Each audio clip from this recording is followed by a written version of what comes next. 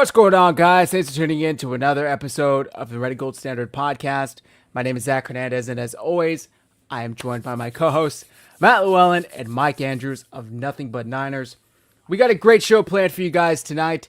We are previewing the 49ers divisional round matchup versus the Seattle Seahawks in Seattle. A lot of us thought we weren't going to be here previewing this game, but here we are, guys. The 49ers are back. They took care of business last week versus the Philadelphia Eagles in Philadelphia, and now they are back to try to pull off the upset yet again. Before I toss over to my guys, if you're tuning in on X, do me a solid, hit like and repost. If you're tuning in on YouTube, do me a solid, hit like and subscribe, and make sure you subscribe to both channels, 49ers Hive and Nothing But Niners. We appreciate all the support. Now they got that out of the way. Matt, how you doing tonight? I'm doing great, Zach. Getting ready for this game. Unfortunately, these Saturday games are killing me, man. I always work every Saturday, so I'll be at work, but I'll try to catch as much of it as I can. But yeah, it's gonna be good. I love some people don't like facing our division opponents in the playoffs. I personally like it. It's usually it's 2 games, and if you split them, you want those bragging rights. So this is an opportunity to kind of little brother Seattle again, and after they kind of punched us in the mouth, it's time to counterpunch. So let's see what happens. Yeah, very well said. Especially 2 weeks apart. I mean, the Seahawks didn't play a game last week. So, Mike, how you doing? I'm doing well, man. Very happy that the Niners are in the position that they're in, man. It's been a phenomenal year. And let's keep adding cherries to the top of that sundae. I can't wait to break this all down with you guys. We got some interesting stuff to go over, some interesting, injury report news. Some people were expecting certain players to be that shouldn't be expected and vice versa. And we might have a Matt rant off of something based off of that injury report. Who knows? This show is going to be a lot of fun. I can't wait to dive into it all. I wanted to start, though.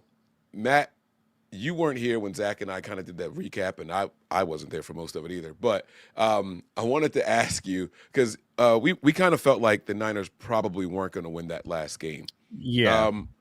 Just your quick reflections on that game. I know it's been discussed ad nauseum by other people already, but it's our first time hearing from you since then. Sure. Pleasant surprise, and are we just riding with house money now, in your opinion? I mean, I thought we were riding with house money to get to 12 wins, given everything that happened to the 49ers. So the fact of the matter is, Brock Purdy had a couple of bad interceptions, and, the Eagles jumped out to a lead, and it was all there for the taking. And, sometimes people will say you don't really win games, teams lose games. And this was definitely one that I felt like the Eagles lost. Yeah, it was not good, man. There were parts of it, Kittle going down. It kind of gave me flashbacks to the Super Bowl when Greenlaw tore his Achilles. So yeah, to me, it was more of an indictment on the Eagles and what they've been all season. I think they averaged something ridiculous, 10 points per game in the second half of games, or something dumb like that. They were terrible in the second half. It was not a well put together organization. And all of their ugliness came out, and in a way that they aren't together, the 49ers were together. So the 49ers took advantage in big spots. I thought that Kyle Shanahan's trick play call was a thing of beauty at the perfect right time. And I thought that he smelled blood in the water and was able to pounce on it. So as much as I would love to praise the 49ers for going out there and really getting a solid win per se, I thought that the Eagles kind of beat themselves too, if we're being honest. The 49ers, I think, are going to have to play a much cleaner game this week to beat Seattle. I agree with that. I did think that while the Eagles' offense was putrid and kind of has that stagnant, I saw that if you remove the defense, their second half scoring as a team drops down to 7 points or something like that in the second half, like I said. So with that said, I thought the defense for the Eagles was still really, really good, as evidenced by the 2 interceptions. Now, to be fair, I think Purdy kind of gifted Quinyon Mitchell one. He kind of just threw up a ridiculous prayer for no reason to a guy that was covered. But I thought the defense was really good, and I was actually impressed with the 49ers offense ability to go out there with who they had, and then losing Kittle, and then still being able to overcome that. I mean, the very next play after Kittle goes down, Brock Purdy hits Juwan Jennings for a 45-yard catch and run. 2 plays later, they're in the end zone. So it was really impressive, and I really did appreciate that sort of resiliency from them. Yeah, we didn't talk about that enough. Just that play in particular. Like, I know the Eagle fans are like, oh, we got him right where we want him. And then Kyle goes for the gut punch. Matt talked about the trick play with the perfect timing, right? That was also perfect timing to let everybody know, hey, we're not done. And if you watch Juwan Jennings on the sideline, he's like, come on, we got this, y'all. Like, let's go, let's go. He's hyping up the team as he's running back to the huddle. That was exactly what the Niners needed at that moment right there. Like, we are not done because George isn't here. We still have threats out here. So that was good. That's all I got on the Eagles game, I promise. Last thing, and then we'll move on to the Seahawks. That game, Sunday versus the Eagles, Brock Purdy notched his 4th Super Bowl game-winning drive. Sorry, playoff, not Super Bowl. Playoff game-winning drive in his career. He is 5-2 in the playoffs, in the postseason, so to speak. 4 of those 5 wins, he had a game-winning drive in the 4th quarter, and the 5th one was a 38-13 or whatever the hell the score was, belt to butt. Since I see we're still under 10 minutes. Of the Seahawks in his first ever playoff game in the wild card back in 2023, I think it was, or 2022, whatever year it was. That was a hell of a win. But the only 2 losses Brock Purdy has had in the postseason, one, his elbow got disconnected, and the other one was in overtime versus the Chiefs in the Super Bowl. So yeah, so when you think about it, any game that Brock has started and finished, his team has had had a lead at the end of the last time he touched the ball. Yeah. Like, even that Super Bowl loss, right? We had a lead when he got off that field. So he has never started and finished a game where his team didn't have a lead at the end. I don't think he ever left the field trailing in that entire game. Every time he went out there, they were either tied or the 49ers were in the lead when he left. Yep. So, I mean, Brock is clutch. You guys can sit there and try to make it sound like what you want. Like I said, I have a newfound respect for Brock Purdy recently. That one interception, like Zach said, was pretty, like, all right, come on, Brock. Like, shake it off. Let's go, you know. But it was impressive to see him do it. Like, well, he had one thing to say. Did he have 2 in this game? He had 2. They were the exact same throw. Both of them were the exact same throw to the left, about 12 yards out to Quinyon Mitchell. First, he was covering Sky Moore, and then the second one, he was covering Jake Tonjes. And the first one was a little more understandable. The second one, or sorry, vice versa. First one was worse. Second one was a little more understandable. Jake Tonjes did have some separation. The one to Moore to me was bad. Yeah. The one to Tonjes, it almost looked like, was Tonjes supposed to like keep that route tight, or was he supposed to leak up the field? Because he was kind of leaking up the field, and he had separation in that leaking up the field, especially against somebody like Quinyon Mitchell, who's a corner, compared to Tonjes, who's a tight end. That gave him time to kind of catch back up and undercut that route. Also, it looked like he was holding. Like, he got away grabbed with the jersey. You got a tug, and then he kind of pulled himself back into position. And to say that didn't affect that separation also is a little bit disingenuous. So I think that the second one was not as bad. It almost looked like there was a small miscommunication. There was definitely should have been a penalty called, but And something to be said both for the Eagles offense and the Niners defense. 3 points off of 2 turnovers. So it was pretty amazing to see them kind of respond in that way. I keep seeing stats everywhere say it was a 2-0 turnover differential and the Niners still won somehow. The Eagles failed 2 fourth down conversions, or attempts, I should say. Like, those are turnover. It's a turnover on down. I don't understand why it's 2-2. I mean, it makes 49ers sound better, but in my opinion, the 49ers did get 2 fourth down stops. It just happened to be on downs, not fumble, interception, yada yada. So and every head coach I've ever heard talk about turnover on downs, they consider that in their locker room as a turnover. As that. Yeah. We got a super chat from our guy Scott WD. Matt and Mike are like the 2 angels, and I assume he meant devils, sitting on my shoulder, spitting facts. Between the 2, the truth can always be found. That's funny. Wonder which one is which. All right. Well, I think Matt is usually a little more pessimistic than me, so I'm going to give him the devil. Fair. Not because you're white, I swear. Not because you're white. And have red hair. The white devil. Mike, what the fuck, dude? I don't have. Oh, we just made it. I don't have red hair. Your beard. What is that considered? Strawberry blonde? It's going gray, brother. Where do you see gray in your face? You've got the clearest camera on here. What are you talking about? It's right here, dude. You can see it. Oh, please. To the point that where my daughter is asking me, "Daddy, what's in your beard?" Baby powder. It's partially why I started why I clipped it shorter too. But yeah, no. Listen, look. Not red. Yeah. All right. Okay. All right. I'll give you that. Not red. You relax, sir. I'm not right. a goddamn ginger. By the way, do you guys know that a redhead has never won the Super Bowl? Redheaded quarterback has never won the Super Bowl. Oh yeah. 49ers are playing one. Oh really? So Dalton has red hair. I thought we were playing a pumpkin. I mean, Sam Darnold has red hair. I said He's, Dalton. I guess he's considered a ginger, right? He's got like a reddish brown. I mean, he ain't the Dalton level of ginger. No. It's not Red Rocket. No. All right, so this game, why don't we get right into the injury report?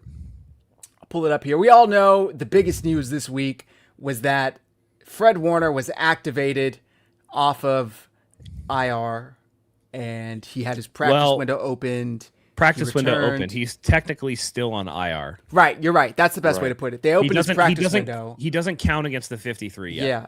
So he did return to practice yesterday. He was limited, and he looked good, by all reports. He was out there hopping around. He kind of just participated like as a walkthrough today. He didn't have his helmet, and he was ruled out. He's not going to be activated, with the caveat being that Kyle Shanahan said if the 49ers can make it to the NFC Championship game, he would be able to play. They're confident in his ability to play then. So let's get through this injury report. First, for the 49ers, Jair Brown is out with a hamstring injury. Wide receiver Jacob Cowing, questionable. He's good to go. They just don't really have the numbers to make it work to activate him to the active roster. Luke Gifford, questionable with a quad injury. Linebacker. Yetur Gross-Matos, he's good to go with a knee injury. He's had that limited participation and then no participation on Thursdays all year to manage his knee. Ricky Pearsall was a limited participant all week. Obviously, we know wide receiver, and he's questionable, but he says that he's very optimistic that he's going to play. Dominic Pooney, guard, ankle injury, full participant. He has no status, so he's good to go. Fred, obviously, like I said, is out. Keon White, he's been dealing with a groin and a hamstring. He was upgraded to a full participant today, and he has no designation, so he is good to go. Trent Williams, full participant both yesterday and today. No designation anymore. He is good to go. That's right. And linebacker D. Winters, limited all week. He is questionable to go versus Seattle with that ankle injury. Now for the Seahawks, tight end Elijah Arroyo, he's good to go with a knee injury. Other tight end AJ Barner, he's good to go with a hip injury. Safety Kobe Bryant, good to go with a knee injury. Tackle Charles Cross, he's good to go with a hamstring and a knee injury. Sam Darnold popped up today with an oblique injury. He's questionable, sure. Ernest Jones, illness, I assume he's good to go. Josh Jones is out. He is their backup tackle. Tyrese Knight, good to go with a shoulder injury. Cooper Kupp had a vet day. DeMarcus Lawrence was limited on Tuesday, full participant the last 2 days with an Achilles injury. Seeing that always gives me flashbacks to Dre Greenlaw, so I wish the best for him. Not just saying that like tongue in cheek, I really do. Jackson Smith and Jigba, good to go. Chaz Surratt, good to go. Leonard Williams, good to go. And Tariq Woolen, good to go. So why don't we start with the Niners? Anything pop out? Or Matt, did you have something to add? Oh, no. We can start with the Niners. Yeah, listen.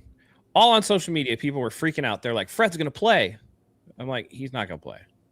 Like, maybe if they absolutely had to, he could play. But, like, you're talking about, you think he's going to be conditioned after 2 months of recovering from, like, not being able to walk. And then, 4 or 5 weeks or whatever of trying to get himself back into strength position to where he was before to just be at full strength.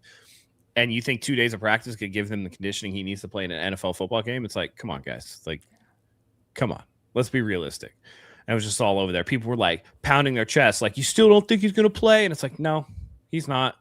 But you guys go off, though. Like, we've seen this time and time again. Just because they open the practice window doesn't mean that you're going to play. And I get it, right? Fred's a little different than a Jacob Cowing or somebody like that who has their practice window open. But at the same time, Kyle told you that they weren't even going to open his practice window. And then when they did, it was like, you got to know, like, they're doing it because that's what Fred wants to do. And if he can get out there, you didn't see anything with him in pads, no contact or anything like that. He was doing drills with the position group. So I don't know, man. I think you just gotta relax. He's traveling with the team, and I think the juice will be there enough. And hopefully the motivation of like, hey, if we do win this game, we get Fred back next week is enough to like really light a fire under everybody. So we'll see. Yeah. Staying on Fred, I kept seeing Faithful saying, "Oh, come on, man! Like, let him play. He's back out there." He looks slow, and then when you see him hitting the sled, I didn't like the way that looked. And I kept saying that I've never seen anyone hit the sled off of one leg before, and that was the ankle. So maybe he was like trying to test it. But no, Mike. They have a different angle of it, and he's doing the same thing on the opposite way.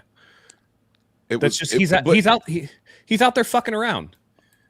No, I get that, and he still didn't look good, though. Is what I'm saying. I don't care if he was testing individual ankles. He looked fine. No, he looked slow. And fine. Listen, even Richard Sherman came out and said, "I never deleted the tweet or whatever you're talking about." He was correcting Brad Grant, but he was like, he is definitely moving slower, and he is favoring it. Like even Richard Sherman went out. He was there not and said favoring it, guys. Come on, what's he All right. favoring? There's nothing to favor. Fred is not up to par yet. There's a reason. If the bone is healed, the bone is healed. Like if the bone is healed, the bone is healed. So that's what cracks me up in all this. It's not an Conditioning. ACL. It's not that. It's not something that you necessarily need to. Once the bone is healed, it's healed. Why is he out then? Because he needs to condition. He needs to get back into condition. Because there's a difference between going out there and actually playing football and actually working yourself back up to, again, be at the previous physical conditioning that you were before. Like all he's trying to do is get back to baseline so injury rehab is essentially now over. And now he ramps up his football activity, and 2 days is not enough to get him ready from being. It's like, when the players show up to training camp, would you put them in a game 2 days later? No, you would not. They're not ready to be in a football game, and that's where we're at right now. So you think it's more about like stamina than It's it is conditioning, speed? It's conditioning. He hasn't even put on pads. Right. They're not going to do a full padded practice because they don't have the time because they're playing on a short week. You would expect a day, if they get past this, they would probably play on Sunday next week, and that would give them an extra day to do a padded practice. And then you get him out there. You see how he does with actual contact in like 11 on 11s, and then go from there. Yeah. Now, I do like when you look at that injury report, the first 4 names, don't expect to see them. And that's honestly a blessing in disguise. I don't expect to see much from Jair Brown, although to start the game, he looked okay. And then it was like, oh, damn, like he's out. All right, so fine. I think Siegel came in, played well. I liked what I saw from the safeties. Gifford, I liked what I saw from our starting linebackers in that last game. I said it last show. I completely owe an apology to 49. What's his name again? Wallow. I owed him an apology, but I really liked the combination of him and Kendricks out there. I mean, those guys they look the part. I think I would take those two over Gifford and honestly D Winters. Like I like that combination of what we had out there better than what I saw from Winters, Bethune. Like those two guys look like they were meant to be out there. So I like that a lot. Cowing, I don't care if he was a full participant all week long. He's not going to play. Like he's just not going to play. Kyle can't find anything positive to say about him at the podium, and they ask him every single week. He can't find anything positive to say about him. Yatur Gross Matos, you guys know already.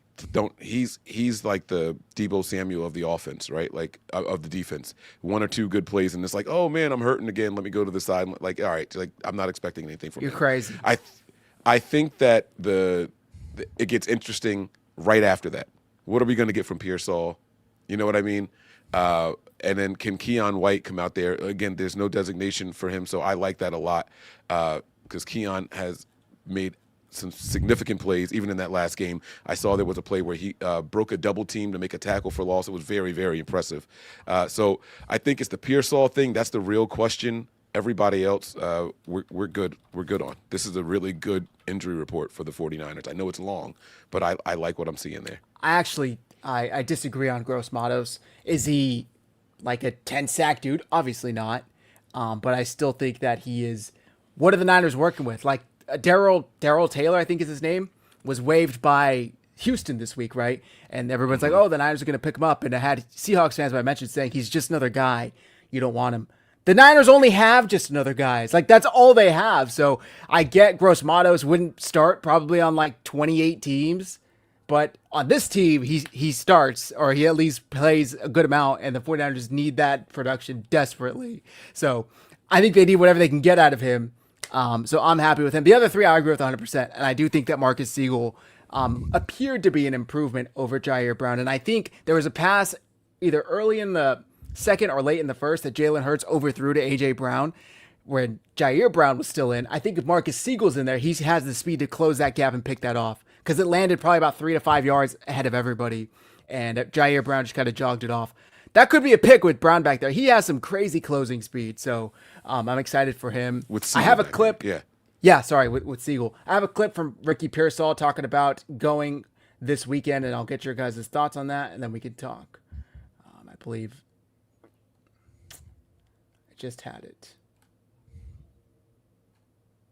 Well, let's get Grant's video, I guess. PCL injury you got? Toughest part is just being in and out, bro. Like, that's probably the toughest part, is like it just lingering around. You know, it's one of those injuries that it's not going to heal up until I'm fully rested and done, and I can't do that right now, obviously. You know, so just getting it back to being manageable. But yeah, just any explosive movements, honestly. What's your confidence level that you will play on Saturday? Yeah, I'm pretty confident. You know, I've been through every practice this week. But I mean, yeah, you guys saw me practicing last week, but if you really saw me practicing, like, I couldn't really lift up my leg, you know, very well. So I know I was trying to get back, but this week it gave me a little bit more of optimism that I'm going to be playing this week, and yeah, I'm getting more confident. To kind of follow up on that, is there any obstacle or mental obstacle that you have to kind of get over to just play mindless football out there, being that you've had to be in and out with this injury? Yeah, 100%. I mean, when you just feeling pain over and over again, and then you have an injury that's lingering, yeah, you got to kind of work through that confidence thing and get it back. But that just comes down to, you know, how good can you get it to be feeling in the training room, and then when you step on the football field, excuse my language, they fucking go, you know what I mean? So that's just been my mindset every time I step on the field, and then, you know, doing everything I can in the training room. Thoughts? Who says "excuse my language" and then curses? That was my. That's my biggest takeaway. Usually do it the other way around. It cracks me up too when they do that. They act like they're not like normal human beings that like curse, you know, like they're little schoolboys and stuff. Sorry, but you know, heck them. Like, okay, bro, like come on. We know how you talk normally. We've heard you guys on the field. Sometimes that camera gets awfully close to a touchdown celebration. And, yeah, I'm fucking here. I'm fucking here. You know, I'm fucking all day sucking my dick. So what are your thoughts? What do we think? Is Pearsall going to play? I say. Why don't we give Matt the floor? Because I feel like he's been the biggest critique. What's the word I'm looking for? He's been the biggest dog against him. Critic.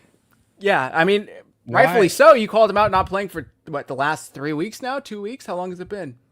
So what's your take on that, Matt? I just think that at some point or another, nobody wants to hear you crying about you being in pain, dude. Like, play or don't play. Yeah, it's going to hurt, bro, but you're fine. You're fine. I need to be completely done. Like, why? Yeah. It's just, like, I never hear other players cry, like, just like I dogged Juwan Jennings when he was like, I'm playing with, like, a busted ankle and 5 broken ribs. It's like, shut the fuck up. Nobody wants to hear it, dude. No one cares. Everybody in that locker room is hurt. Ribs. Everybody in that locker room is hurt. Nobody cares, dude. Right. You know? And at this point, it's just like, the stability of your knee is fine. It's literally a pain management issue at this point. The PCL is not going to explode on you. You're not at any serious risk. And by the way, if you want it not to hurt, stop falling directly on your fucking knees when you get tackled, dude. Just go down on the side. You know? I don't know, man. I'm annoyed with it. I'm done. I'm done talking about it at this point. I just don't. Do you think he plays? Yeah, he's going to play. And then he'll be out for the NFC Championship game. Zach, what do you think?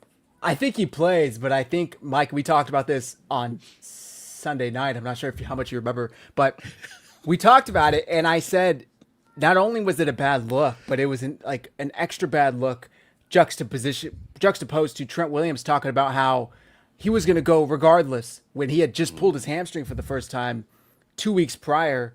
Or a week, not even 2 weeks, a week prior, right?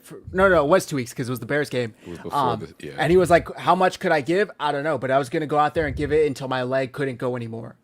And he went out there and he played well for the most part. I mean, did he struggle with a couple of reps? Sure. but he was going up against like a top 5 defensive line in Philadelphia.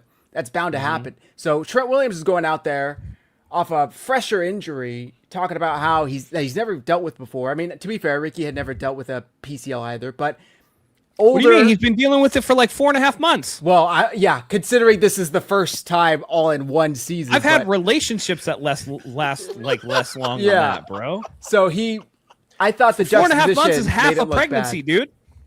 Yeah, made it look really bad that he couldn't go. He couldn't suck it up. The thing that bugged me the most, we talked about this on the preview show. You couldn't even go out there and dress and just be a fucking decoy, right? Like, you couldn't even go out there. We talked about this a couple seasons ago with Brandon Ayuk, I think, when he was dealing with some injury.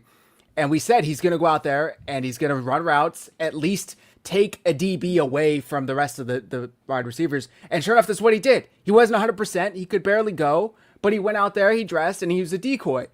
Right.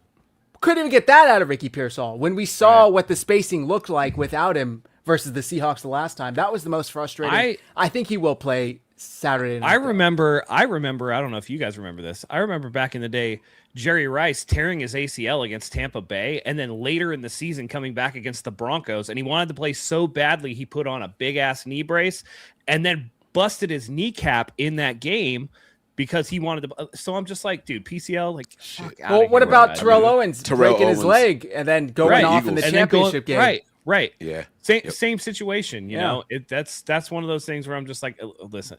And I know exactly how this is going to play out. I'm sorry to tell you guys, but the first or second catch that Ricky Pearsall gets, it's going to be 48 degrees in Seattle, and they play on artificial turf. He's going to fall down directly on his fucking knee and then be in and out for the rest of the game. And then if they make it past Seattle, he's going to miss the NFC Championship game. I don't think he's going to play. I'll be the only one to say it. That's fine. I'll be the lone wolf on this one. I don't think he's going to play, mainly because of how he hesitated.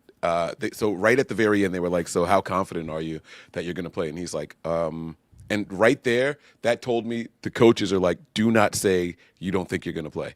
That was like, let me pull in what they're telling me to say. I'm pretty confident I'm going to play. It was that pause, that hesitation right at the very end of that clip.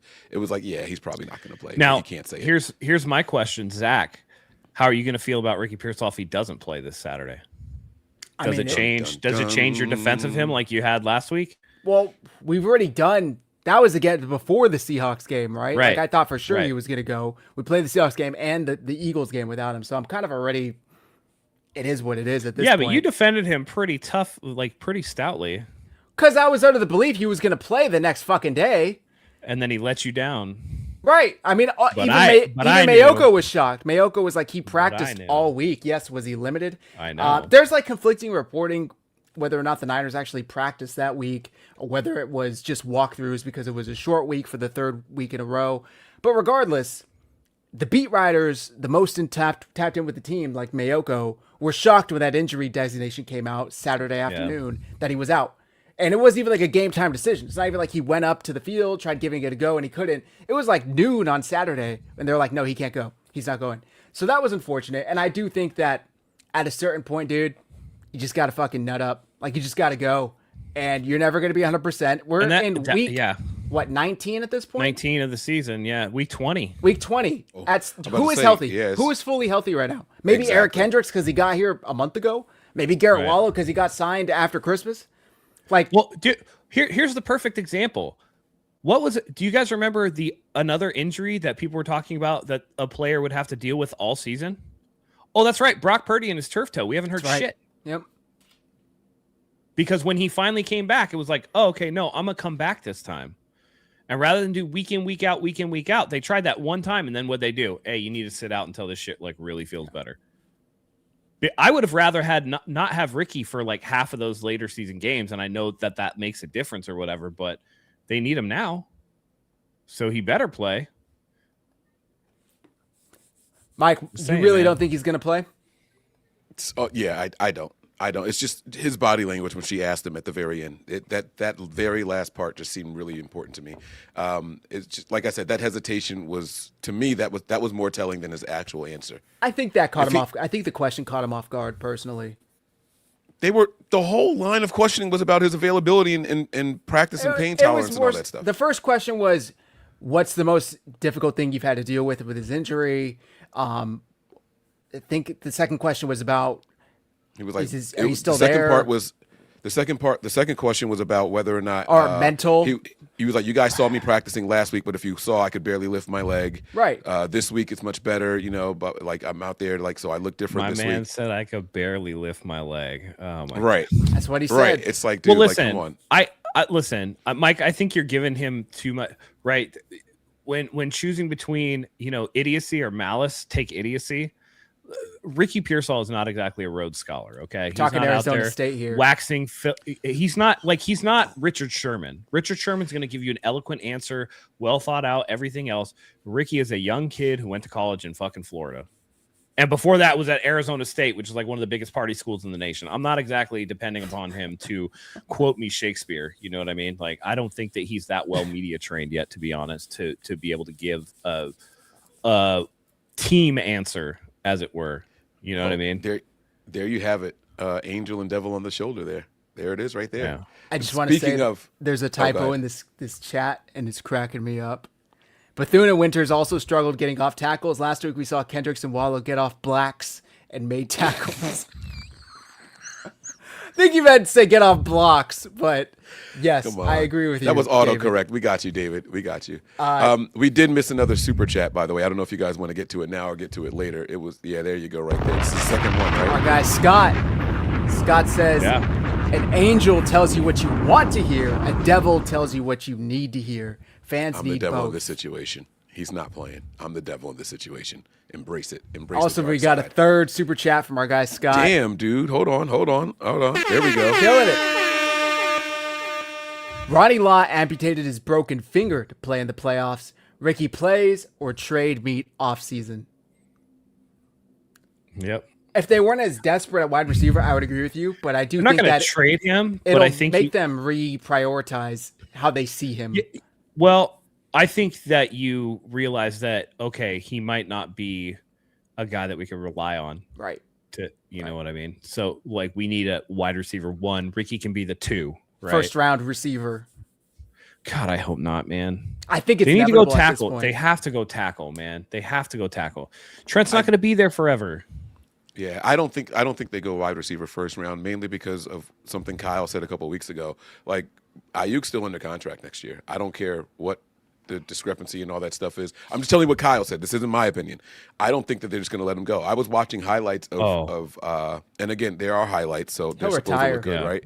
But I was watching highlights of Ayuk today, and we have no one that can run routes like Brandon Ayuk. I'm sorry. As much as people think Ricky Pearsall is a good route runner, Brandon Ayuk is like head and shoulders above the cut of anybody on this roster. And so if they force him to stay and he comes out there and plays next year, we're getting something out of him. Can I push back? You, like that.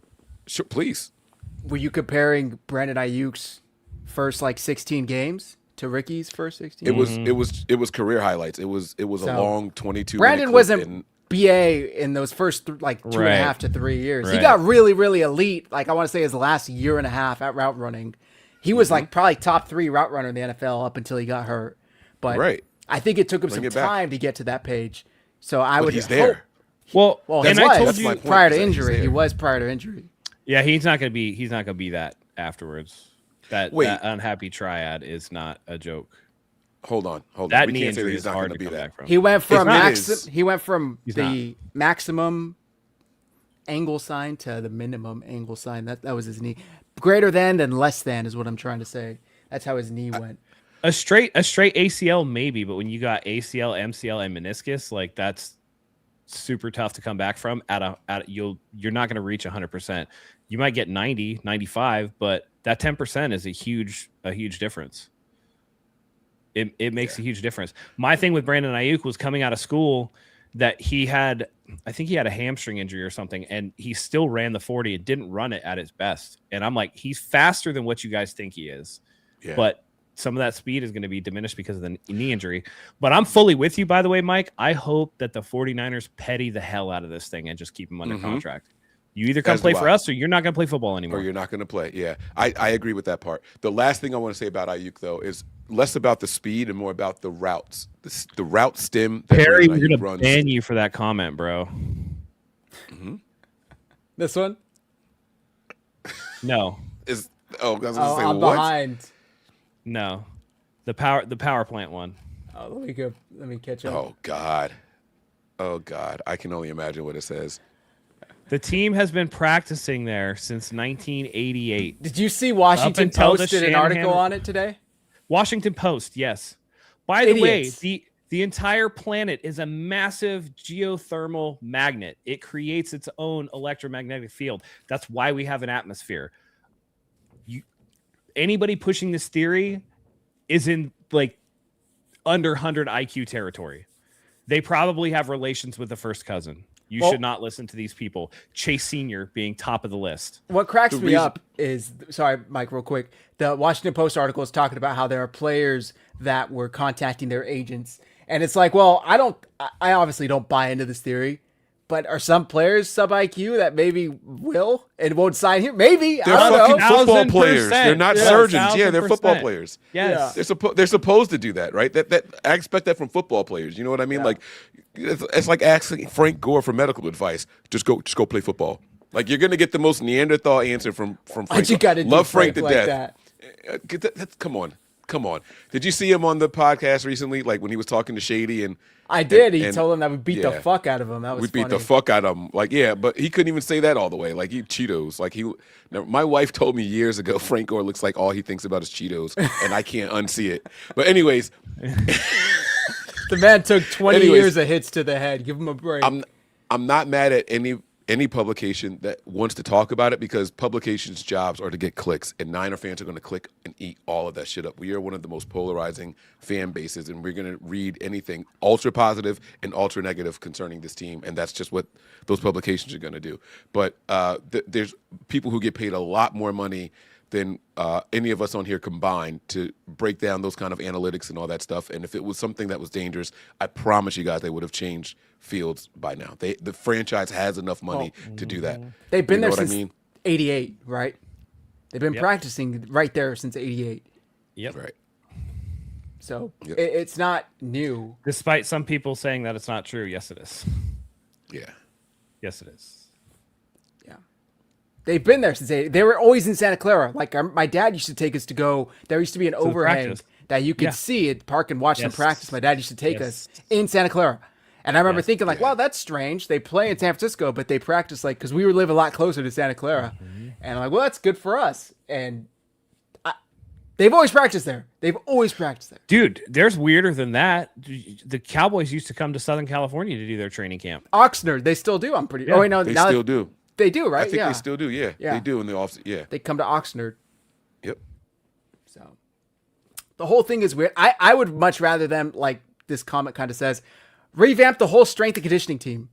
Like I know they replaced one dude a couple of years ago. They did that in 2019. Well, it didn't work. Do it again. I'm telling you guys, the uptick in injuries coincides to Kyle Shanahan getting here. It's something about the way Kyle Shanahan practices that gets them injured. Whether they practice too much certain things or not enough of other things. And I'm not trying to blame Kyle in particular, but I mean, you can see the uptick. Before he got here, we were below league average in injuries. So, and that's part of Kyle's upbringing, right? Like he comes from the two-a-days and all that shit era. Like I know that they weren't allowed to do it when he became a head coach, but that's the era that he came up in. You got to remember who his dad was and how they practice, and that's what Kyle grew up around. And so I think that he views how the practicing rules are now as a bunch of soft shit, and that's why I think this game is going to be drastically different than how Week 18 was. Right? When you watch how Week 18 went, Kyle came straight out and said it. We played 3 games in 13 days. I keep trying to do the math on it and like look at the calendar, and I keep forgetting to do it. Kyle keeps saying we played 3 games in 13 days. I don't know if that's accurate, but he doubled down on it again this week and said that again. So he said basically going into the Week 18 matchup, it was all walkthroughs. He was like, it was just all walkthroughs because of how much we had been playing in such a short time. So this week they're actually having padded practices. They're going It's 3 games speed. in 13 days. Yeah. So yeah, they played Sunday he's right. night. They played Sunday night football. 21st. Then Then they played just last Sunday, and then they played Saturday. So it's 3 games in 13 days. Well, no, wasn't it Sunday, Monday, Saturday? Sunday. Or no, Monday, sorry, Saturday. Monday, Sunday, Saturday. That's what it was. Monday, Monday, Sunday. Sunday, yeah, Monday, Saturday, Sunday, yeah. Saturday. Yeah, you're right. Right. Monday, Sunday, Saturday. So that's and- yeah. And just, so he's saying, like, that's why the Seattle game. Well, he's not saying that's why. Kyle would never make that excuse. But I do think that having a real week of practice this week will help the Niners out a lot. And can we just talk about how that's horseshit? By the way, can we I get it. You don't want the two number one seeds to get like extra days or whatever, but like put both of those. I don't know, man. I just think when you have the Rams and the Bears who both played on Saturday playing on Sunday, they get an extra day of rest. And then the Niners who played Monday night, then Sunday have to go back and play Saturday. Like Saturday. And by the way, the Sunday night game, they were the night game on Sunday. So it's like, what are we doing, dude? Or Right. like, I guess like Almost Monday, like late afternoon, but like, What cracks me up too is like the Seahawks fans are like, it's always been like this. The number one seed always gets an advantage. It's been like that for 5 years. My dog's older than that. Like it's been like that for 5 years. It hasn't always been like that. Right. And it's not but back in the day, it'd be number one and number two. And if it was always like that, then why would we have to wait until Monday night to get the schedule? It would make we would already know who's going to play and when they're going to play. It's just a matter of that last AFC game. I hate to tell it. There's a lot of like conspiracy theories about the NFL that aren't true, but 100% they probably use the Q score to see which game was going to be like the most watched for each like day and tried to balance it out. Yeah. I wouldn't doubt that at all. Yeah. And it's not a coincidence when they showed even just last week's games, they showed like the later the games got, the more viewers. I mean, we were first place with a bullet. We were 40-something million. 41 million, The next closest was like 28 million, and the one before that was like 22 million. So, I mean, they do that for the views, you know what I'm saying? So when you have East Coast versus West Coast, you can have the whole country watching. You know what I'm saying? So as opposed to two West Coast teams or two East Coast teams and all that. That's why they do it that way. Right. All right. I mean, I'll be honest with you. I didn't watch any boxing for the first time on a Saturday in a long time because I was so locked in to NFL football in general. But the primetime boxing happened Saturday night, and I was obviously locked into the game. There was no way I was watching boxing. So, yeah. All right. What's crazy to me is that you would think like you would want to save I don't know, man. Are you telling me that Texans Patriots probably the lowest one, right? But you think that Bears and Rams is going to be that much more of a TV game than 49ers Seahawks or even Buffalo Denver? Because if you want to flip, right, I think Buffalo Denver and Rams Bears would actually balance out. I think Seahawks Niners is going to be the most watched game of the weekend. Agreed. I think the least watched game of the weekend is going to be Texans and Patriots. Nobody cares about that fucking game. Except people in Houston and that's people in New England. That's going to England. be a defensive struggle. Right. Probably it's much like be what our game boring. is probably going to end up being, honestly. It's going to be like the first half of the Texans Steelers game where nobody was scoring. Wasn't it like 6-3 going into the third quarter Something or whatever? like that, yeah.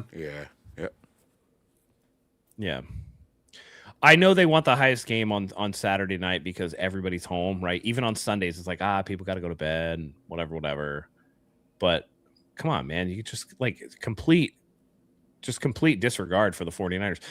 And by the way, I kind of felt like Kyle knew it too at the press conference when he was like, yeah, maybe the league will be cool and let us play on Sunday. Like he already knew they're not going to be cool.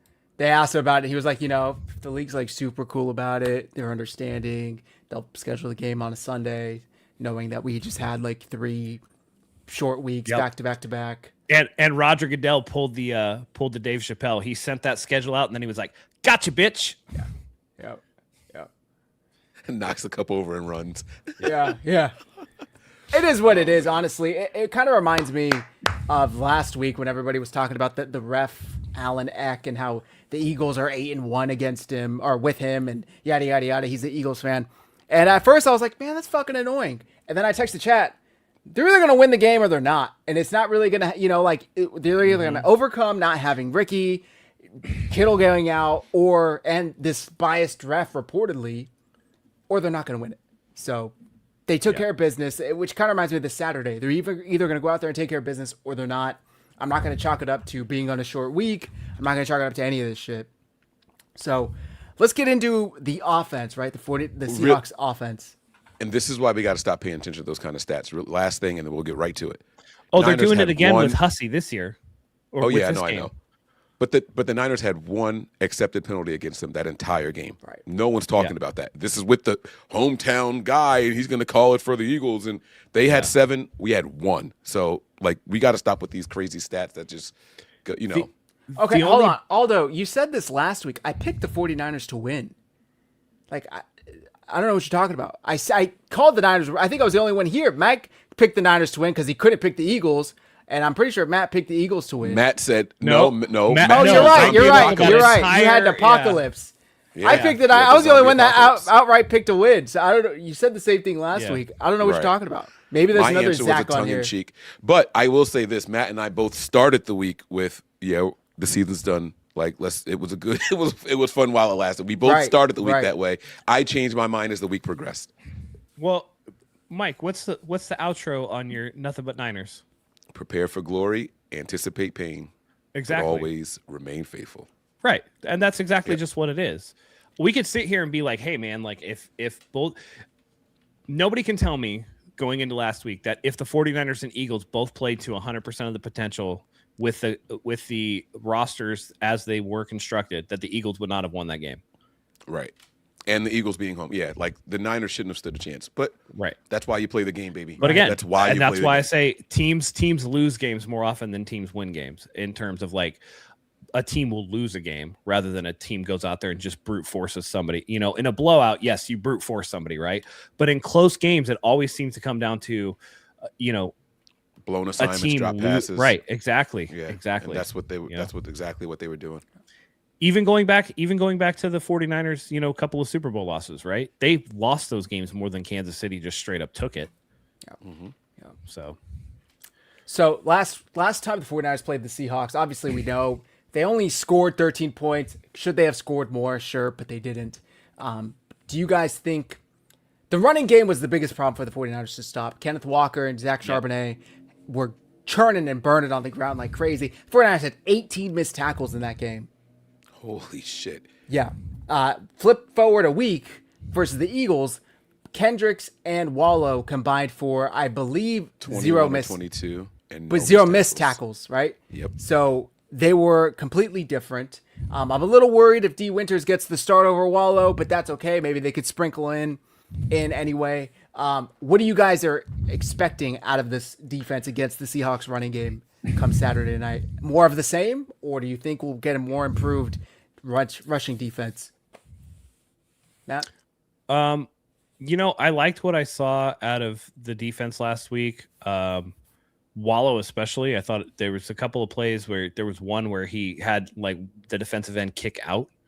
And it's like, dude is coming in and knowing the playbook well enough to, that always gives me hope, right? Because at least that somebody who knows the playbook that well is going to be in the right spot. Yeah. And we don't always have that. I also like Siegel being in there just because of, Zach, you touched on it in the passing game, but I also think that run stuffing comes down to being able to fly up and fill a gap when you need to. You know what I mean? And, I'm not trying to throw a lot of shade at Jair Brown, but he's kind of slow. And that's been a Niners problem with the safeties in recent years, is that they're slow. Siegel's not slow. Siegel's fast. Siegel's like a legit low 4.4 guy who's going to go out there and fly. Didn't he run like 4.3s? I'm pretty sure he's a 4.3 guy, like 4.39 yeah, or something. I mean, like that, he's fast. 4.37, He's something like fast. that, yeah. And, again, if you can get sound tackling, that's going to, you have to know your assignment. You have to get to where you need to be, and you have to be sound tackling. And if they could do that, they can slow up this running game. And I think that they should go all in on trying to stop the running game and make Sam Darnold beat you in the playoffs.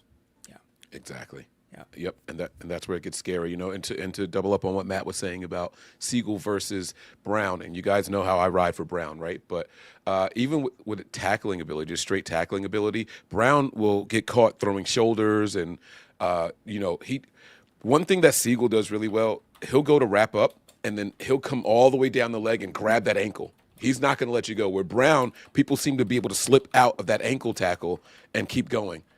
Siegel does that better than Brown as well. Both of them are really good downhill and when the play is in front of them. They're both really good and willing to get in there and lay some wood, right? But Brown lets people slip out of his tackles. Siegel's a much better tackler than what Brown is. So this game is going to favor us a lot more. Again, we didn't have Kendricks and Wallow out there when we played them before. I like that combination. I talked about that already. And I'm specifically focusing on run defense. I think that we are going to be significantly improved in this game, especially because also this is tackling 18 missed tackles is indicative to me of walkthroughs all week long versus full padded practices. Sorry, but the first time you get hit for real, it's like, oh, God, it's going to be a long week. And that just played out throughout the course of that game. This week, we're tackling for real. We're wrapping up. We're really taking people to the ground this week. It's going to be different. These guys are building that callus. The playoff callus is here, and they're ready to play. And you got to be encouraged by what they did against Saquon Barkley as well. I mean, they did have 140 rushing yards, right? So it's not like we did absolutely nothing against Saquon Barkley, right? But he had 106 on 26 attempts. It was looking like it was going to be 200, right? Well, the first two drives, right. I feel like he had like 60 yards rushing in the first two drives. He did. He had like a 40-yard run on that like third play of the game or something like that. I think that the 49ers defense is going to look much improved. Did they get Fred Warner back on the field? No, but that doesn't matter. Eric Kendricks, you saw the second half alone when Eric Kendricks went out there in week 18, the defense looked better. Eric Kendricks, just simply by being a 10-year vet, at least understands the game a lot more than Tatum Bethune at this stage of his career. The speed from Siegel, whether it's Wallow or Winters, they're great too. I loved the way Wallow and and Kendricks were communicating. Matt, you talked about him smacking, I think, Gross Matos into the correct gap, but they were also communicating to each other. It looked like fucking prime Patrick Willis and Navarro Bowman out there. It was amazing. I haven't seen that since Greenlaw and Warner. So the fact that they both just got here, that was the first game that Wallow had started. And I think I saw a guy Herberman say, like, he's been in the league for 62 weeks where there's been NFL games. And out of those 62 game weeks, this is the first time he's ever played. And he played great. I mean, he was great in coverage. He was great against the run. I agree with you, Matt. Sam Darnold has yet to throw a touchdown versus the 49ers this year in either game. He didn't throw one the first week. He didn't throw one this week. Will he throw one Saturday? Probably. But make him do it. I'm not saying that streak's going to continue. I'm saying force him to do it. Because we all know how the playoffs went for him last year. I'm not saying that that's who he is always going to be, but you have to force that out of him. And I think the 49ers are desperately due for a turnover, an interception. And if you remember, Bernardo Green had one. He just couldn't get that second foot in. He was dying to give the game away. He had the fumble that somehow Gross Matos couldn't come up with. Bernardo Green had the interception, only got one foot down. I think this game is going to be about Robert Saleh versus Clint Kubiak or Clay Kubiak. I forget which one they have. And then obviously Shanahan versus McDonald. They have Clint. They have Clint. Okay. Yeah. Clint the Clit. So I think that what Saleh needs to do is just stay home on your shit, because I thought they played an okay game on defense week 18. It needs to be much better. It needs to be much cleaner. And like everybody said, they got embarrassed at home in front of like 40 million people. So what are you going to do? Do you guys want to flip it to the Niners offense? Well, another thing that the Niners have in their favor here, the defense is coming off of a pretty impressive performance, right? This game in particular with the Eagles, it was a get right game for someone's struggling side of the ball. The Eagles' offensive struggles versus the Niners' defensive struggles, right? It was going to be a get right game for somebody, and the Niners answered that bell. So now the defense is like, see, guys, we can control the run. All right, we can stop guys from rushing for 240 yards on us, right? Look, it is possible, right? We can do that with these guys out here. We can stop teams for throwing for 400 yards on us, right? Like Jalen Hurts finished the game with 168 passing yards, dude. On 35 attempts. Right. So it's like we can do this, guys. We can force incompletions. We can force turnovers. Like, we can stop teams on downs. Like, this was a momentum-building moment for the team. Flip it to the Seahawks. Yes, they're well rested, but that offense is going to be out of rhythm now. That offense is going to take a couple of drives to get things cooking and get things going. And so we have to take advantage of that, where we can come out and maybe perhaps start early, right? Maybe if we can get things going early. We remember that opening drive, that fourth down play that Matt broke down really well when we showed that, right? It was I believe it was fourth down on the opening drive, right? And there was a Sky Moore streaking up the left side, and we just didn't have enough time to get there, right? Trent Williams is back in there now, right? Like, this is going to be a difference maker right here. Like, this game is going to be a lot different than what that last game was. If we can take advantage of what Kyle has in his what's it called when you have the predetermined plays? Installs? What's that? But there's another term I'm looking for. But it's like scripted plays. That's it. Yeah. Like, if Kyle can get in his bag in those scripted plays and we can score on those first two drives while that offense is getting back into rhythm of things, advantage Niners, because now Sam Darnold has to throw the ball a lot more. Now all of a sudden, how many passing yards or passing attempts did Sam Darnold have in the game against us last time? I can't imagine it was more than 25. Let me see here. Week 18, Sam Darnold had 26, 198 yards. So, I mean, like that there, you can force that number up. I mean, they rushed for 180. They rushed for 180 and that's pass the for thing. 181. And Darnold was so efficient because of the fact that they were able to rush for 180 yards. Because there was no pressure on him. He got to make easy throws because the 49ers had to jump into the box to try to stop the run. And then all of a sudden, you got gaps in the intermediate level of the field, and Darnold's just able to pick it apart, And so you gotta stop the run early. And part of that's on the offense, too, to be honest. The 49ers have to go out and get points and put pressure on Seattle to make them throw the ball. Yep. No more 3 and outs. Right. And that's going to be a tough task. But again, I think that the Philadelphia game, that wide receiver pass, the double reverse to, with the pass, Kyle needs to do more of that. Get in your bag, dude. Get in your bag. This is the time. You have nothing to lose. You literally have nothing to lose. This should be a game where Kyle is incapable of outcoaching himself. Yes. Because it's like, we shouldn't have even gotten this far. I'm shocked we got this far. Let me just, all right, pressure's off. Like, let me get into my bag of tricks and see what we can pull out. So I'd love to see that. I agree with that. We talked about the running game. We talked about Darnold. The receivers, we obviously know the Seahawks have one of, if not the best receiver in the league this year in Jackson Smith-Njigba. He only had, I say only, but 84 receiving yards on 6 receptions the last matchup. He has not caught a touchdown to Deommodore Lenoir. Maybe that'll change Saturday. We obviously heard all the chirping going back and forth. I thought Lenoir held his own against Smith-Njigba once the tape came out. We were able to watch all 22. What do you expect from the Seahawks wide receivers, Matt? You got Njigba, Cooper Kupp. I think their rookie, Torrey Horton, is still out for the year. They have the big tight end, Barner, that they go to a lot. How much, compared to the Eagles wide receivers, A.J. Brown, Devontae Smith, and Dallas Goedert, would you say this is a tougher group or about the same to cover? How do you compare them? No, I mean, the Eagles' weapons are far superior to what the Seahawks have. Jackson Smith-Njigba might be a better total overall wide receiver, but when you break it down to me, when I'm looking at, Dallas Goedert, I'm looking at Devontae Smith, I'm looking at Saquon Barkley out of the backfield, I'm looking at A.J. Brown. That's a better set of skill players to me than what Seattle's boasting. Yes, Jackson Smith-Njigba's exceptionally good, but the running back position, combine them, I don't think they're as good out of the backfield in the passing game as what you're going to get out of Saquon Barkley. They don't have a number 2 that's going to compare to a Devontae Smith or A.J. Brown or whoever you consider the number 2. And I mean, you can say what you want about the tight end. You can call that a wash if you need to. They got to worry about Jackson Smith-Njigba, right? You stop the run, you worry about JSN. If Sam Darnold's able to beat you with everybody else, then it is what it is, and it's not your day, and you tip your cap and you go about your business. But you can't give up 180 rushing yards and then expect Sam Darnold to not have a good game. Right. Make this guy be a pumpkin. Make this guy have to win. Make Sam Darnold have to win the game. Don't let Sam Darnold be back there and comfortable because you can't stop the run and then be like, well, they have all these weapons. And it's like, well, listen, the run game should be easiest to stop. See gap, fill gap. Like, you have a gap assignment.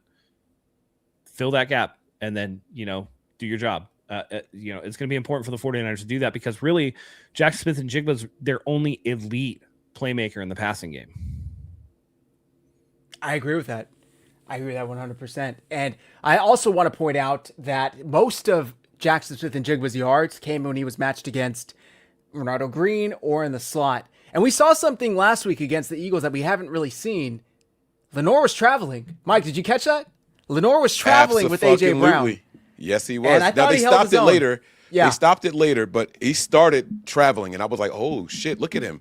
He's all over the field right now. Like, look at this. Yeah. So I think that was preparation. He kept saying going into the Seattle game, I want a shadow. I don't know if you guys remember that. That was Yeah, the talk. yep. Robert Saleh was asked about it. He was like, can he do it? Yes, but then it puts other players out of position, blah, blah, blah, blah, blah. Right? When you go into the postseason and you're playing with house money, all right, let's take some risks. Let's just see how we do. And if it's not working, we can change it up, right? Or if it is working, we can save some for later, right? That's what the Niners did. So we have no idea how they're going to play him in this game. And one of you guys said it earlier. He's got no touchdowns against Diamador Lenore in 2 games.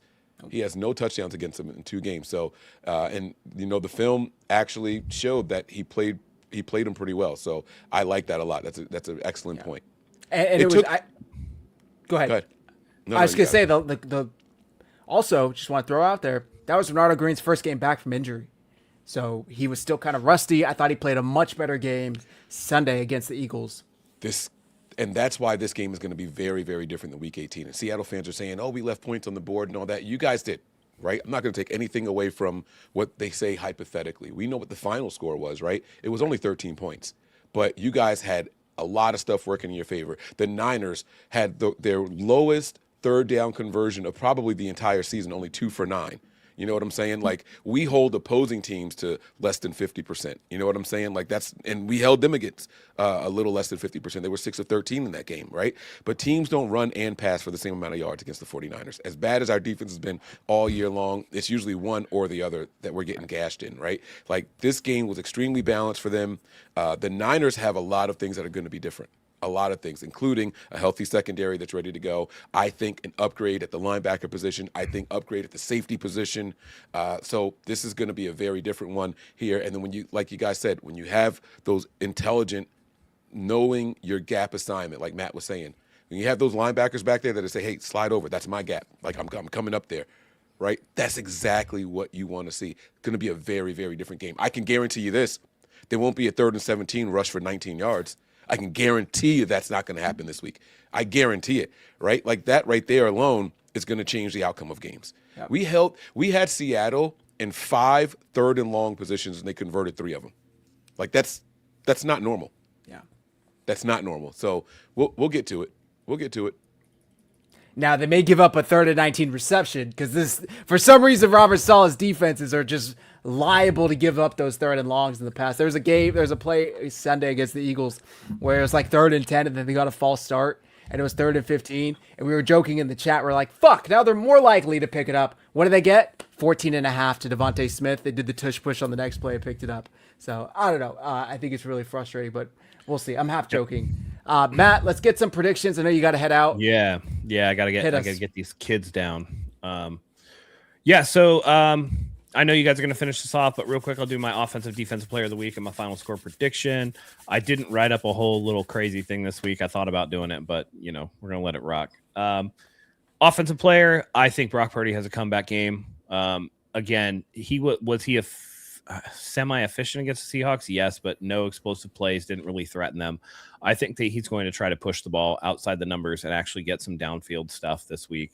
I know Jacob Cowing is on the questionable list. He might play. If Cowing can go, maybe you use him to go deep down the field, but I think Brock Purdy has a nice game.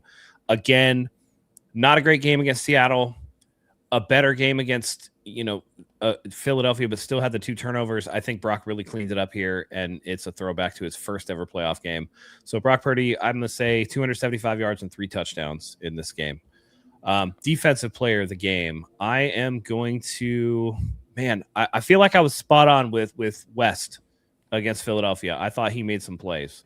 I am going to go with Marcus Siegel. I think that he's going to get a pick of Sam Darnold. I think he's going to play well in the running game. I think he's going to take away some of the over-the-top stuff.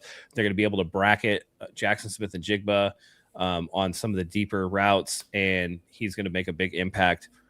I think the 49ers flip the script, make it a Seahawks sandwich with a victory week 1, a loss week 18, and a victory here.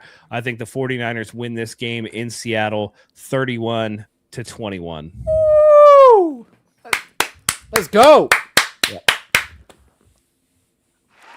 There we go, baby. There we go.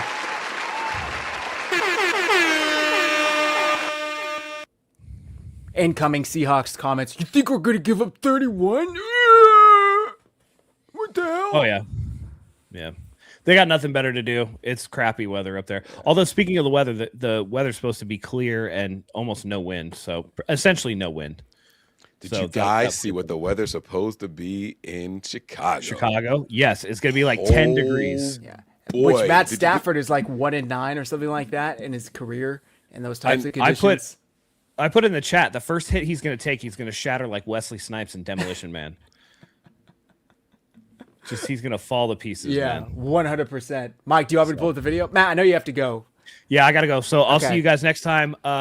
Yeah, so for myself, since I'm going to be the first one leaving, thanks, everybody. And until next time, go Niners. Take care, brother. Do you want me to pull up that video, Mike? Yes, please do. Please. Well, while you're doing that, let me go ahead and take care of the super chat here. This is another one from a man, and Scott is on fire tonight, man. I believe this is 1, 2, 3, 4 super chats for Scott, right? Hell I'm yeah. running out of sounds. I'm running out of sounds to play over here. He says, "Where is the super love?" Talking about the super chats. These boys are better than Netflix, but no free lunch in life.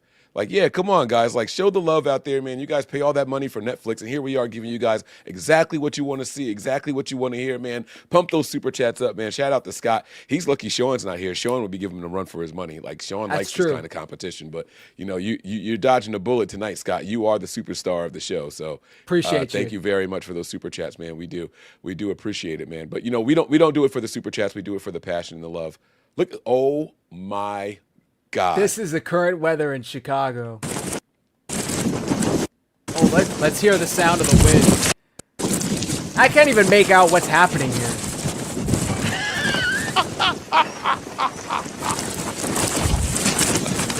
What? Like, how do you play in this? Now, it's supposed to calm down a little bit before Sunday night, right, when they play, but it's still supposed to be snowing and windy and cold. I think the low is like 14 degrees or something like that. It says 19 degrees on Sunday with precipitation and winds 20 miles an hour. Holy smokes. I can't wait. I'm going to be honest with you, though. The Niners are going to get this dub. We're going to win this game. This is going to sound probably weird to everybody. I think I would rather play the Rams. Really?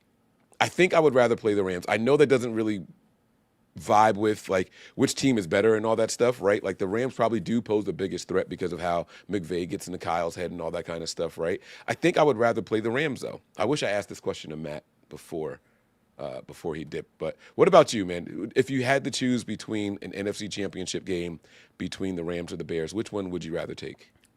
You know, when it's time, and I said this a couple weeks ago, I defer to the better quarterback and better coach if there's a tandem. And I got to give it to Caleb and Ben Johnson, but they just haven't done it yet, right? Like the Rams have been there, done that. And for that reason alone, I would want to play Chicago, but you also have to consider the fucking weather. Like, look at that shit. I checked the weather. If they win, the 49ers would go there. It's still supposed to be like 19 degrees next week. It's not supposed to snow, but it's still supposed to be like 19 degrees. I mean, it would be a very difficult environment to go win in. So you take that into consideration as well. It's actually a toss-up. I don't know if there's a easy answer there. Yeah. It would be an interesting game no matter what. But you know, I know a lot of Niner fans would show up if we could get that game to be out there in LA. You know, they literally do call Levi South. I mean, they said it on the national broadcast. This isn't just some homer shit. Like this is something that has been accepted league wide. You know what I'm saying? And you know, I don't think there's a way that the Niners get a home game other than going to the Super Bowl. So that whole path to the Super Bowl and is there a chance we could get one? We needed the Panthers to win, I believe. No, the Panthers were division winners. We need the Packers to win. Yeah, we need the Packers to win. So that's all gone. And the only way for us to get back to our house is to make it to the Super Bowl. And so one game at a time, though. But it's interesting. I am looking at the chat to see who they prefer to see after we beat Seattle here. So, yeah. There you go. Aldo says, yeah, he'd rather play the Rams. Yeah. Rams. I say the Bears, even in that weather, just because we saw them go toe for toe. The 49ers clearly can compete, but also, this might sound a little fucked up, but they just lost a couple key guys, right? Like they lost TJ Edwards. I forget who else they lost to injury. I think a lineman maybe. So it helps 49ers. It would. If we're dealing with injuries, might as well take advantage of the team that we have to play is dealing with them as well. So but who knows? Who knows? But we'll see what happens, man. You know, it's up to the football gods here. So that's, you know, we'll see what happens. I did want to take us back to this Seahawks matchup. You know, we've talked about just a week of practice and preparation, how that's going to pay dividends for the Niners. I've talked about how they've had a week off and maybe that offense might be out of rhythm a little bit. You know what I mean? And maybe it won't. You know, what did the Rams do week one? Do you know? Week. What do you mean, points wise? Yeah, week one. They've had 13 points. Oh, Rams, not Seahawks. Yeah, they played the Texans and they put up 14 points. Oh wait, not the Rams. Why am I saying Rams? I meant Seahawks. Seahawks. It was 17-13. They put up 13. Oh my! Wait. So both times we played Seattle this year, they only put up 13 points. Correct. Give me the dub. Give me the dub, baby. You can't fight fate, baby. That's it right there, man. That's what I need to see. And right who is there, 13? Man. My dad always says lucky number 13. Purdy. Somebody's got born on the 13th. graphic up there. Yep. I believe with the I and right. the E being Brock 13. Oh, I love that picture, man. I love that picture, bro. You talked about having a bye going in, rest versus rust. First things first, had this graphic. Teams entering the divisional round after a bye week on a 7 or more game win streak. Anybody other than Tom Brady's Patriots are 0-4. Tom Brady's Patriots were 3-1. Any other team combined were 0-4. It's crazy. Well, I'm putting it out. I'm ignoring it. I'm doing Tom that for Brady's my own Patriots sake. Were, it's not like it was like a 4 straight losses. They were mixed in there. It's just you extract who they are and pull it out. So it's not like it's a consecutive 4 straight losses. I just think it's very interesting. The first game was very close. The second game, even with as many people the Niners were missing, was still close. Like it was a 10-point game. Yeah. And I know Seahawks fans will say, we should have scored more. We missed 2 kicks. Yada, yada. You didn't, though. The Niners should have scored more, too. They literally threw an interception at like the 3-yard line. Exactly. Both teams could have scored more, but there was still a 10-point game. So the fact that this is a 7-point game, and I saw Richard Sherman talking about this, and he's like, a divisional game in the playoffs, and you're giving a team 7 points? Like, he doesn't buy it at all. He's like, whoever wins this game is going to be by 3 or less. It's going to be drag out. Yeah. Yeah. I agree with that. I think 4. I think 4, not 3. But yeah, I see what he's saying. Like they're 7-point favorites right now. And that's just wild to me, especially considering how close the games have been there. And there's a bunch of. I heard someone say, I probably shouldn't say it, man. I'm going to say it, but I heard someone say that Brock Purdy hasn't lost a game in Seattle. Correct. Come on, man. It's 4-0. Man. The Niners are a better road team than they are a home team. I don't care what anyone says. Shanahan hasn't lost a divisional round game. Come on, bro. The Seahawks' record over the past 2 seasons is worse at home than it is on the road. And I said this after they won the number 1 seed. And I said, hey, maybe this might work against you guys. Maybe you guys should have wanted to be road dogs. Yeah. I get, obviously, wanting number 1 seed, home field advantage. But they have a better record on the road. You know what's interesting about that stat you showed? I was begging for a loss before we got to the playoffs. Do you remember that? You were, and we got it. And had we won that game, we would have been the 7+ win team with the bye week. Think about that for a second. That's how much I feared the rust aspect versus the rest. Like I sincerely did not like. It's just teams are just too high on themselves and all that stuff. And I'm sure they're going to be telling themselves, "Hey guys, like we got to get out there." They're going to do everything they can to hype themselves up, bro. But it's Sam Darnold. It's the brightest of bright lights. I don't know if Sam Darnold's ever been the starter in a divisional game ever in his life. I don't think he's ever started a playoff game before. Well, last year. Oh, the that's right. Vikings. That's right. When With they the got Vikings, killed that's right. by the Rams. That's right. That's right. So, like, I mean, come on, dude. Like, this pressure is real. And anyone who doesn't think that it's going to be, like, the Niners have nothing to lose. No one's expecting us to do anything. We can Again, only go in there and surprise people. for the second I straight like the week. Niners as underdogs, bro. Like, give me Yes. that. Pump Second that shit into straight our week. veins, baby. Let's Second go. straight week, the Niners, all the pressure's on the opposing team. Mm-hmm. All of the pressure. And I get it. Were the Seahawks great this year? Yeah. But it's a first-time playoff game for both Mike McDonald. First-time home playoff game of the divisional round for Sam Darnold. It's a very young team.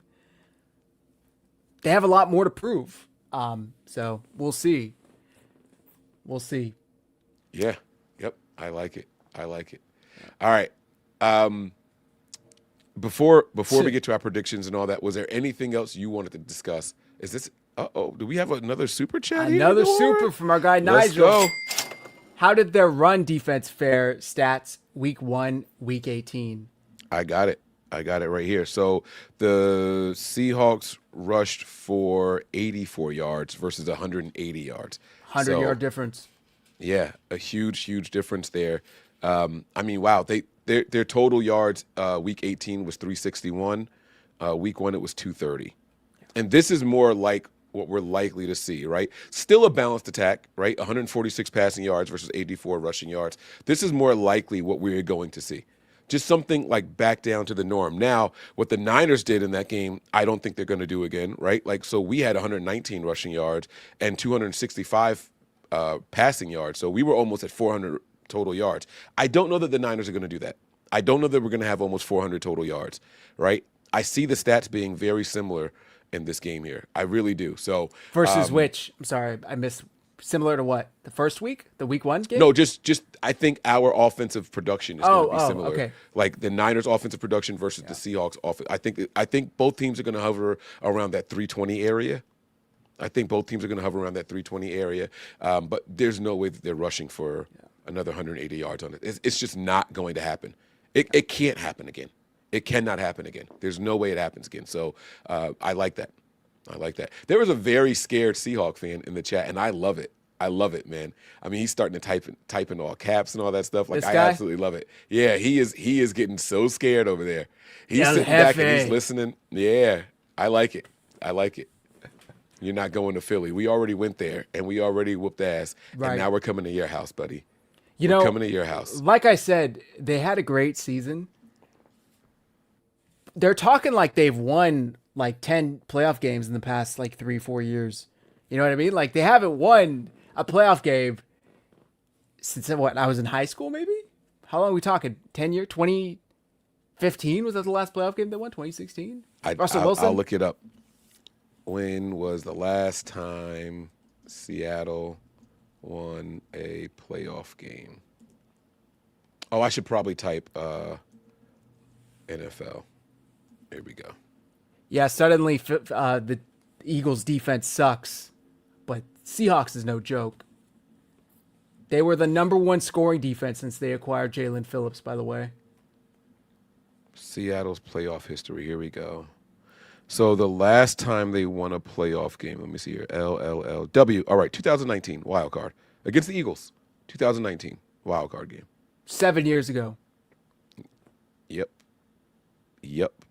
And then before that one was 2016. I have news for you, El Jefe. There's actually a bigger game than the last regular season game, and it's the playoff game. That's So, right. Yeah. I know you Yeah, guys haven't bank- been in the playoffs for almost a decade, but Bank on the Niners bringing back players for the first time. Sorry, Fred Warner's not playing. That was honestly, that was their best hope, that Fred Warner was actually going to play. So this is what my fear was, and I know that Matt and I disagree on whether or not he's slower than what I think he still looks slower and all that. I'm not gonna argue against Matt and he's not here or anything like that. But one of my biggest concerns was they do end up playing him and he re-injures something. Even on the opposite leg, right? Like from the time that he's been compensating all the weight on the one side versus the other and everything, right? And then that like breaks the hearts of the faithful in the stadium, that breaks the hearts of the players on the team. It's like, oh man, we really didn't want him to go down again and all that stuff. I really think it's a blessing in disguise that he's not playing in this game. And so that was their best hope. Honestly, I thought if there was anything that could derail the momentum that the Niners are going in with right now, it was that Fred Warner plays and something terrible happens to him. I thought that was their best chance at victory. Now that he's not playing, I have no worries. If someone goes down, we lost George Kittle, and like we talked about, we highlighted it, the very next play, 40-plus yards, right? Like, that's the Niners' mentality right now. That play right there encompassed the entire season. Injuries, major injuries. George Kittle goes down. We're going to keep fighting. Like, that's a microcosm of what this entire season has been. We're playing with house money. There is no reason to fear anything. We've got nothing to lose out there. The Seahawks are in for the toughest game of their season, the most important game of their season, and Sam Darnold's never been in this position. And you know what's crazy, too, is an extremely confident, comfortable team doesn't talk as much as these dudes have been talking. Their fans, their teams. You want to check this shit out? This just screams confident, Mike. This just screams, I know that my team's going to win and I don't have to do anything about it. Let's see. I love it. It's like they're trying to hype themselves up. Like they're really trying to get themselves to believe. Confident? Come on, bro. Come on, bro. This dude paid a witch off of Etsy to hex Brock Purdy on Saturday. Like, and he's calling the Niners weirdos for laughing at this. Mm-hmm. Brock Purdy is protected by Jesus Christ. I'm just going to throw out there. Nothing can penetrate that man. Someone said that to him, and you know what he said? You know what his response was? What? My witch is more powerful than your God. Someone legitimately said that to him. I swear to you. Oh, look. I see somebody saying it. No, I'm telling you, it's in that thread somewhere. I don't know if you could find it. I don't know how to look through a thread to find. You might have to go to his page and look for his responses or something like that. But like, dude, I'm telling you, I saw him say something along those lines of I don't doubt it. But you know why he did that? Because he knows Brock Purdy's record in Seattle. Yep. It's fear. It's fear. And they try to mask it with confidence. They don't have that level of confidence that they want you to believe that they do. Yep. They really, really don't. They don't. They're scared, bro. They're calling people in New Orleans for voodoo. They're doing witch doctors, bro. They are scared. Brock Purdy's head can't shrink. It's already small. Like it's not getting any smaller, buddy. Sorry. Right. I saw Beetlejuice too. It's not going to happen, man. Right. So again, a confident fan base, a confident team doesn't do this. I mean, you had the players coming out in the media. You had their teams doing this. You got their fans hopping in other shows, chats. Like, all right, bro. Like, relax, okay. Yeah. If you guys win the playoff game, tip your hat, move on. But until then, you're just kind of chirping. Funny. You're just kind of chirping at you know. Brock Purdy's got more. Juwan Jennings, I think, has more playoff touchdown passes than Sam Darnold does. Oh my God! Hold on. Now I got to see. I think so. I mean, I don't think they. No, you might be right. Did the Vikings score any last year against the Rams? Playoff touchdown passes. Here we go. 1. Oh, so they're tied. He had 1. Wait, no, that's not true because Juwan Jennings has 2. He had one in the Super Bowl also. He had one in the Super Bowl also. Yeah. Juwan Jennings is a better quarterback in this. Oh man. What? Excuse me, bitch. Are you fucking kidding me? Let's go, man. That's what I'm talking about. It's funny. It is funny. I got a ton of respect for Mike McDonald. I think he's a hell of a coach. He's a great coach. He is. He's a great coach. The rest of them, I think they're a bunch of bitches. Yeah. So I think the 49ers are going to go out there, line it up, and we'll see who comes out on top. We talked about the Niners defense versus Seahawks offense, Mike. Why don't we flip it around? Niners offense, Seahawks defense. That's clearly where they struggle the most. Week 18, they didn't have Ricky Pearsall. They didn't have Trent Williams.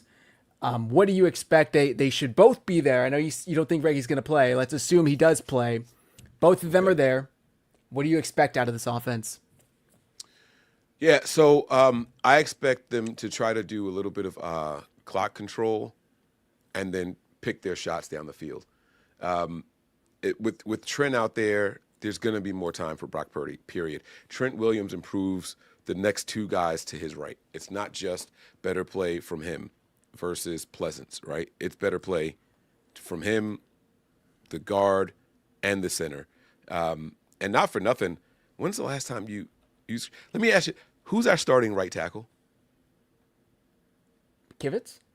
Yes. The fact that you hesitated means we haven't screamed his name in a long time. That's kind of my point, right? Yeah. The offensive line is not as bad as people think it is. It's not as nearly as bad as people think it is. And that's my point. Like, because if McKivitz was out there playing poorly, we'd be like, oh, God, McKivitz sucks. Here we go again. He's not that bad. He's really, really not. He's had a better season.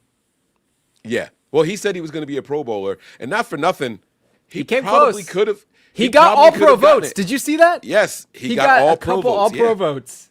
Yeah. That was wild. And so I mean, kudos to him for being that guy and out there doing it, man. I absolutely loving it. So, this offensive line is going to be improved. We got Trenton out there, and if Pearsall actually goes, now we got somebody that can actually run routes. Like the Seahawks defense, it's going to be in a blender. It's going to be a completely different game plan than what they had going into that game last time we played them, just 2 weeks ago. It's going to be a completely different game plan. And that's something that they have to adjust to, not us. Instead of the Niners calling offensive plays, and this is what my biggest complaint was after that game. The Niners were calling offensive plays, and they were dictated by what Seattle was doing on defense. Not this time. Now we get to dictate to their defense what we're going to do on offense, and they're going to have to react to us. It was the complete opposite. It was the complete opposite last time we played them, and that's the beauty in what we're seeing. Guys went in motion, and their linebackers were flat-footed as fuck, and that was my biggest complaint. Everything that Kyle does to create a yard or two of separation, right, sending juice in motion, and just seeing one of those linebackers slide a little bit to the left, it didn't happen the entire game. They didn't care. That changes now if you get Pearsall and Kyle Juszczyk and Trent Williams out there in that lineup. They have to respect it now because there's a number one wide receiver on the field. It's not a Juwan Jennings. It's not a Kendrick Bourne. It's not a Demarcus Robinson, who, by the way, like, great game. Where was that all year long? Great game. Where was that all year long? The dude had Like, almost holy half shit. of his year production. He had 270 yards on the year, and he had 111 Sunday. Right. Like, where the hell was that all year long? But cool, we got it when we needed it. You know what I'm saying? And he was getting up, and he's got juice. He's got juice, right? Like, that tells me something. Yep. That tells me something. If you're going out there with Pearsall healthy and ready, Robinson, and Juwan Jennings, this is a formidable passing group. Just because they're not household names for the national people, we know who they are, and you best believe Seattle knows who they are, and they're going to respect those guys. And that's what it comes down to. I'm really looking forward to it. I think our offense is going to be balanced. I think Christian McCaffrey gets back in his bag. If you look at what they did, so you got to remember, Week 18, no wide receivers for the 49ers. Bodies, yes. Receivers, no. But what did Christian McCaffrey have in Week 1, right? And this is kind of what I'm expecting: 69 yards. Only 3.1 per carry. What did he have Week 18? I can promise you guys it wasn't that good. Week 18, 49ers, it was Christian McCaffrey finished the game with 23 rushing yards, guys. Right, 2.9 on a 8 carry. carries. Like, come on. You're not going to get that. You're going to get more of what you saw in Week 1. I'm not talking about the results. I'm talking about how the run game is going to be more balanced, right? That we finished the game in total. Come on. We finished the game in total with 120 rushing yards in Week 18. And that obviously wasn't enough. We finished the game with 119 Week 1. Like, so the rushing yards were on par, but we had to really, really split it up. It's going to be different. When you have to respect Christian McCaffrey as a rusher for the 49ers, that game is different. Yeah. It's very, very different. How we ended up getting 120 yards in Week 18 with McCaffrey only had that 20-something, it's because you had Brock Purdy with 20. Oh, wait a second. Did I read that wrong? Oh, our rushing yards are only 53. I did read it wrong. I read the passing yards. We only had 53 rushing yards. Right. Yeah. We had 120 the first time we played them. That's the difference. That right there is the difference. We talked about how Seattle could run the ball well, and that's why it was a balanced attack. Week 18, the balance is going to be back on our side.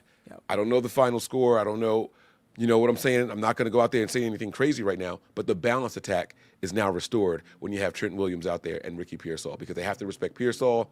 They've clearly got to respect what Juwan Jennings is going to do. Yep. And the film that was put on from last week with what Robinson can do, they got to respect the pass game now as well. You get Big Trent back out there, the run game is going to be fine. And for those of you saying, "Oh, well, you guys don't have Kittle out there to be an inline blocker as well," the Niners have just as capable blocking tight ends also. Yeah. Don't forget that. They may not have 2 and 1, right? They may not have 2 and 1. Tungus, I'm going to give him credit. He's improved as a run blocker, but the pass catching is his specialty, right? But they still have the other guy, Farrell. And Farrell is a hell of a good run blocker. Yep. So he's just as good at run blocking as Trent Williams is. I mean, as George Kittle is. George Kittle. So that run game is going to be much more balanced here. This is going to be a really, really good game. Yeah. Mike, am I crazy to say the Eagles have a better secondary than the Seahawks? I think the Eagles have the best slot corner in the game. They have an all-pro on the edge. Reed Blankenship is arguably, a top 5 safety? It comes down to this. Marcus Epps is the weak spot for the Eagles, but they have 2 all-pros and a top player at his position. Is Tariq Woolen playing in this game? I believe so, yeah. Based off of the injury report, I believe the answer is yes. Then, yeah, the Eagles have the better secondary. Yeah. Tariq Woolen is a 100% liability against the Niners. He is 100% a liability against the Niners. Yep. So, yes. I would say Ibn Wari is better than Blankenship, but the corners I don't think are as good as the Eagles corners. Yeah. And the 49ers had no problem passing on them. So did they get 2 picks? Yes, but we already talked about those. We thought one was a bad decision. Both were bad decisions. One of them, I think, was Purdy throwing up a prayer to Sky Moore for some reason when he had Juwan Jennings open, and the other one, just Quinyon Mitchell made a good play. Maybe got a little away with a little bit of hold, but that's all right. Okay, so as far as the Niners running game, can we get Brian Robinson involved, Mike? He didn't have any carries Sunday versus the Eagles, and I think his running style may work a little better. Kyle Shanahan likes to run the ball to obviously get it going. Why not use Brian Robinson to get him going? I get you want to get Christian McCaffrey in a rhythm, but it usually takes a bit. Do you think that we'll see him at all? Yeah. I keep bringing up week 1 just because of the balance aspect of it. Right. Just because of the balance. In week 1, I told you guys Christian McCaffrey averaged 3.1 yards a carry, which was better than what he did last time with only 2.8. Brian Robinson averaged 3.7 yards a carry. I do think a fresh Brian Robinson, Christian McCaffrey getting his legs back against the Eagles, that's going to pose a big, big threat. I told you guys, I think the Niners try to play clock control. Keep the ball away from Seattle. That really good defense. We're not saying that Seattle has a bad defense, guys. If anybody out there is hearing that, you're hearing it the wrong way. By no stretch of the imagination are we saying that we think Seattle has an easy defense or anything like that at all. They have statistically the better defense than the Eagles did this year. Correct. The Eagles were top 5. Seattle is 1 with a bullet. No, 3? I think Houston is 1 with a bullet. And I believe Denver is right there. They're like neck and neck with Seattle. So if they're not 2, they're 3 or vice versa, right? So they have a really good defense, especially if they can make a team one-dimensional. That's what they're not going to be able to do this week. Yeah. That's what they're not going to be able to do this week, and that's why I like it. So, yes, get Brian Robinson involved, put Christian McCaffrey out there. This may be the week that we've been waiting for all year long. A package with Brian Robinson and Christian McCaffrey in the backfield at the same time. Yes. You see Christian McCaffrey go out wide with 2 other wide receivers out there. It's like, oh, shit, now the linebacker has to move, and you got 1 linebacker to beat in the run game. And, boom, it's an 8 or 9-yard carry, right? Like, we finally might see the package we've been looking for all year long. We've been – Kyle, why haven't you done it? Why haven't you done it, Kyle, right? Like, we might actually get that now. Yeah. All right. Should we get into our predictions and wrap up? Sure. Let's do it, man. We've crossed the hour and a half mark. I smell dinner is waiting for me, so. Offensive prediction, Mike. Why don't you take the floor? All right. Matt came out with a good one, and I was actually going to go with Brock Purdy. I don't know that I've picked Brock Purdy to be my offensive player of the game. I was going to do it, but Matt did it, so I'm going to change it up a little bit. I am going to go. I don't think he's going to play, so I can't say him. I'm going to go. I'm going to go with Juwan Jennings. Okay. I think that this is going to be a physical game, and I think the most physical player for the 49ers offense. Let me rephrase this. I think the most physical player with the most touches is going to be Juwan Jennings. I think Brian Robinson is our most physical player out there. Maybe Juice. Did you see the way Juice lowered his shoulder? He went all over So- Q. I looked at that play. When he made contact, he went forward another 5 yards after he lowered his shoulder. 5 yards. He just drilled this dude, right? But Juice doesn't get a ton of touches. Brian Robinson is more physical than I think Juwan Jennings is, just because of the nature of their position. But Brian Robinson will probably only get like 8 to 11 touches in this game. Right. You know what I'm saying? So I'm going to go with Juwan Jennings, and that's going to be tone-setting physicality, right?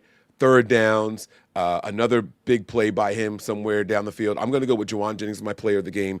Give me 7 receptions, 98 yards, and a touchdown. That's it. I'm just going to say one. All right. I'm going to say one. I love it. I love it. 7, 98, and 1.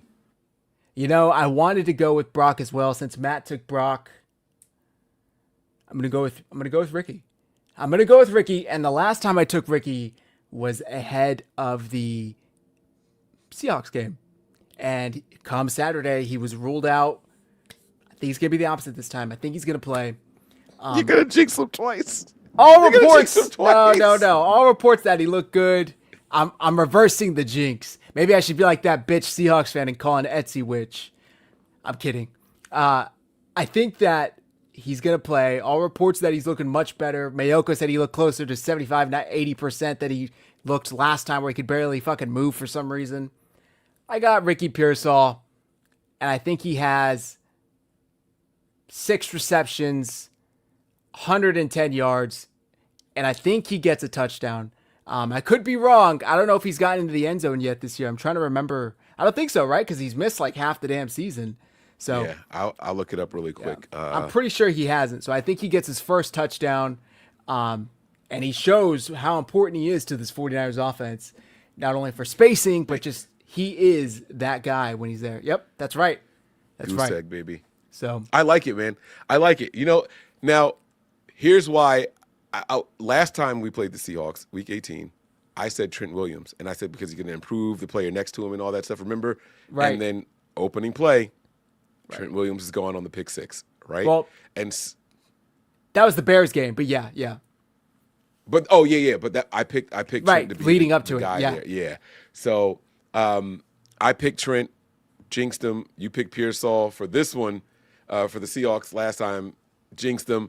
Let's I like it. Let's reverse those jinxes, baby. This That's is right. the postseason of That's right. overcoming. So I like it. Let's go. I Yep. like it. Let's do it. Overcoming all the doubts. That's right. All That's right. Defensive player of the game, Mike. You should probably go first. I think I'm going to take yours, but I'll go. And if Does it's the same does person, it start with E? yes, it does. All right, so I'm gonna change it up then. Okay, I'm gonna change it up. I'm gonna go with Alfred Collins. No. I Go think ahead.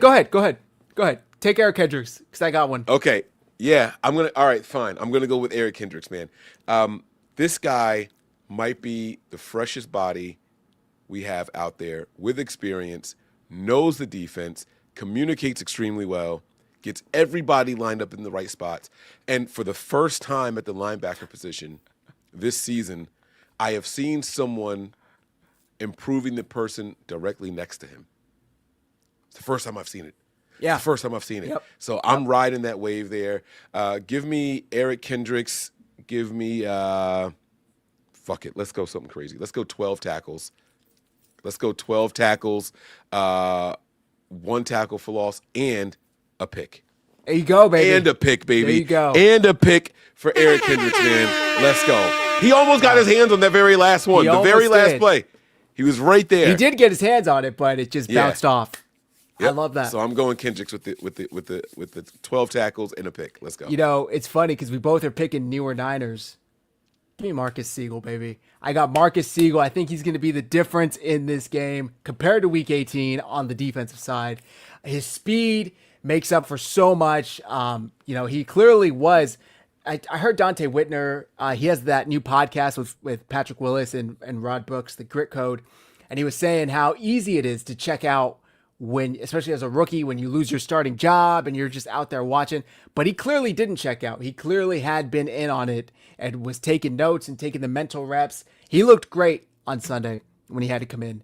And I think he gets a pick, Mike. I think maybe a ball gets overthrown. I don't know, but Sam Darnold gives him one. So give me Marquise Siegel. I'm going to say 3 tackles and 1 pick. Who was Matt's defensive player? Do you remember? Not Collins. Oh, CJ West. He took CJ West. CJ West. He took CJ West. Yeah. This is the first week, I think, that none of us took a pick by Lenore. Watch it happen. It's been a while. Let's see. It's been a while. So I almost picked him as my player, but yeah. Right. Yeah, that's what I'm saying. So I like it, man. Watch it happen now that no one's expecting him to do it. You watch. Right. I like also, I want to shout out Lenore, Green, the secondary as a whole. I think they're going to play well. I really do. Mm-hmm. And I think this linebacking unit is going to look completely different than it looked Week 18. So we'll see. I think Marcus Siegel is like he's a speedster that can also lay the wood. Like that hit that he had on Saquon Barkley that took Saquon out of the game for like 2 drives. I mean, that was a big hit. So he's a very impressive kid. I'm excited to see where he goes. It's the end of the show, and I'm going to say this, and I'll reiterate. I'm going to do a show tomorrow night, but I'm going to say this really quick. I think our defensive line favors all the quarterbacks remaining in the postseason. I think the defensive line even favored against a guy like Jalen Hurts. Hear me out.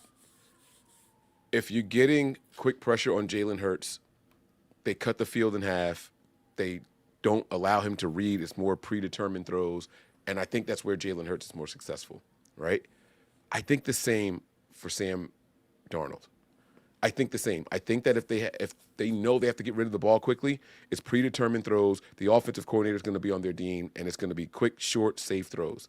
Because our pass rush is a little lacking, those quarterbacks and those coordinators go into the game and they call some more risque type plays. They call some more longer developing plays, right? You don't have to get rid of the ball in 2.5 seconds here. We might have up to 4.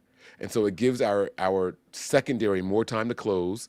It gives the defensive line more time to disrupt, and it surprises them, right? If we had one of those really quick, fast pass rushing units, I think there's a chance we could get picked apart, and teams can matriculate themselves down the field. I think every quarterback that's in the postseason right now, minus Matt Stafford, I think you give Matt Stafford too much time, he will pick you apart. He's the only one. The only one. Everybody else, including the AFC teams, everybody else, I think if you give them too much time, they can overthink. And I think that favors the Niners. So I think that we see a really good game by the secondary. I really do. I'm not worried about sacks in this game. I wasn't worried about sacks last game. It's more about the pressures, moving them off their spot. I agree with you. The secondary being there. It's a weird thing to say. I feel like they've come to a comfortability, right? A comfortable spot where they're not expecting to get sacks, but they're still comfortable playing sound defense. They've taken that out of their equation to have a successful defense. They just know, we don't have the talent to get home, even though they still got 2 sacks in Week 18, right? Including one on a goal line drive. But still, they're like, it's all right. We don't need that. We're still able to play the type of defense we want to play. They contain. They don't allow outside scrambles for the most part. And it's actually quite interesting to see how Saleh has adapted. And I'm hoping it doesn't cost us him as our DC because teams are impressed with how he's handling it. But check this out. And this is to your point, right? Sam Darnold, Week 18, had 9 total rushing yards. I'm just talking rushing yards. And Sam's not a scrambler by any stretch of the imagination, but with a defense that can't get home, he had 9 rushing yards, right? Week 1, he had 14 rushing yards. Okay? Let's get to more recent stuff. The Eagles game. I think everybody knows that Jalen Hurts is capable of running the ball taking off, right? He's a physical guy. Jalen Hurts had 14 rushing yards in that game on 5 attempts, right? It's sound. We're not going to sack you necessarily, but the rushing lanes are going to be gone. That shoelace tackle by Keon White, I'm pretty sure that was Keon White, White. on that last drive, right? Like he had probably a saved ton the of game. daylight there. Yeah, that was a game-saving tackle right there, right? And then you look at the Bears. Caleb Williams is also a guy that can get out there and run against you if you want him to, right? 18 yards on 5 attempts, right? We're not going to get the sacks, but that whole like these guys trying to take off on you quickly, they only take off quickly if you're getting home quickly. Because we don't get home, nobody's planning to run the ball with their quarterbacks against the Niners. It favors us. It's using your weakness as a strength. So that's all I'm saying. That's it. That's all I got. I agree. All right, Mike. There's only one last thing to do. Score predictions. You want me to go first? No. I got it. I'm going to go Seattle 20, 49ers 24. Oh! I think Seattle 20. That could be the score I 49ers predicted 24. last week for the Niners and Eagles. So, interesting. Okay. Yeah. All right. I'm going to go Seattle 16, San Francisco 19. I think the Niners win it by 3. Okay. I think it's going to be a very close game. I think the rest, if the Niners can pull this out, I think the rest of them are going to be nail biters down to the end. That's the style of game that they can play. Yeah. They have to play. They don't really have an option with the defenses that are left. Maybe the Bears, but play the Bears is going to be in that crazy weather we just saw. So we'll see. This will be the last low-scoring game you see of the NFC games. That's true. That is true. I agree with that. This is going to be the last low-scoring game. The bad weather works both ways. You're going to see defensive touchdowns and bad weather and shit like. This is going to be the last low-scoring game you see. Yep. This weekend will be the last low-scoring games of the NFC. Yeah. Yeah. And we'll be live, Mike. Will we not? Saturday night. I heard you say you have another show tomorrow night. I am doing. I'm trying to get Tony on with Nothing But Okay. Niners. I want to get his thoughts out. We were going to try to go today, but I was at the hospital with my daughter, so it kind of pushed everything back. But we didn't get a chance to go today. I'm gonna talk to him. We're gonna try to get him on tomorrow. Do some presser breakdowns and things like that, even if he can't go. And I'll dive into some more of my thoughts. So we'll be going live, and then we will be live after the game on Saturday, regardless of where I'm at. I don't know if I'm gonna be at my buddy's house or if I'm gonna be at home. I'll see if they will feel like dealing with me streaming during the game. So we'll see what happens. I'm too it's gonna be- superstitious. It's I going to got be to a fun sit one. on my chair with my jersey, my socks on. When you got a gut feeling about the game, you don't need to worry about superstitions. Is there a That's gut right, feeling? ladies Is there and a gut gentlemen. feeling? The Niners are winning this one. This Let's is a gut fucking feeling. go. Let's go, Been baby. Let's batting go. 1,000 on the year. That's predicting wins and losses for the Niners. We are batting 1,000. This gut of mine is feeling good. The Niners are going to win this game, guys. Let's go, Bet baby. the house. Let's go. Bet the house. Let's go. By the way, I'm trying to see how you pronounce this name. Crido Jojo. Try the JoJo. 415-3424 Niners. Eddie P. For Forward. three kicks and 4 field Oh, goals. 3 kicks, 4 field goals. If the Niners win by double digits, I will buy somebody a Niners jersey in this chat. If the Niners win this game by double digits, we'll give away a 49ers jersey. Oh, boy.